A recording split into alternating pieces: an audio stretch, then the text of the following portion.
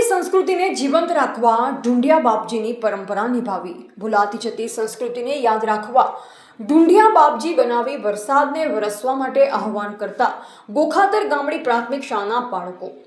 પાટણ જિલ્લાના છેવાડાના સાંતલપુર તાલુકામાં કાયમ વરસાદની કમી રહે છે। આ વર્ષે બિલકુલ વરસાદ ન થવાથી માણસો, પ્રાણીઓ, પશુઓ, પક્ષીઓ, વનસ્પતિ વગેરે ત્રહેમામ પોકારી ગયા છે।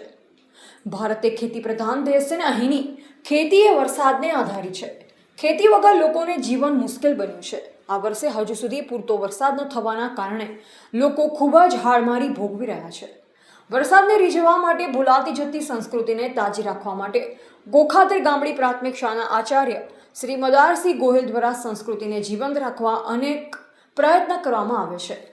તેમજ આજે આનંદ અને ઉલ્લાસનો બેગલે શનિવારની વિવિધ પ્રવૃત્તિઓ પૈકીના આજે ગોખાતર ગામડી પ્રાથમિક શાળામાં ઢૂંઢિયા બાપજીની પ્રતિકાત્મક પ્રતિમા બનાવી ગામમાં વિવિધ જગ્યાએ ગીતો ગાતા ગાતા ફેરવવામાં આવ્યા હતા।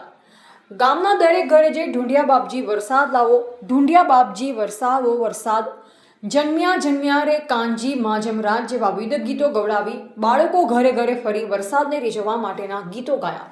ગ્રામજનો દ્વારા ઢૂંઢિયા બાપજી ઉપર લોટો ભરી જળ ચડાવી ભગવાનને પ્રાર્થના કરતા હતા કે હવે તો વરસાદ લાવે તો સારું। આમ શાળાના નાના ભૂલકાઓ દ્વારા નિર્દોષ ભાવથી વરસાદરૂપી ભગવાનને રીઝવવા માટે પ્રાર્થના કરી। આમ ભૂલાતી જતી જૂની સંસ્કૃતિ વર્ષાની વિવિધ પ્રવૃત્તિને જીવંત રાખવાનો પ્રયાસ કરાયો। આ કાર્યક્રમમાં ગ્રામજનો પણ ઉત્સાહભેર જોડાયા। છેલ્લે તમામ બાળકોએ વરસાદને આવવાના ગીતો ગાયા। કાર્યક્રમનું આયોજન અને માર્ગદર્શન થી સફળ બનાવવા શાળાના આચાર્ય મદારસિંહ ગોહિલ અને બીબી પટેલે ભારે જહેમત ઉઠાવી। રિપોર્ટર દશરથ દરજી, પાટણ।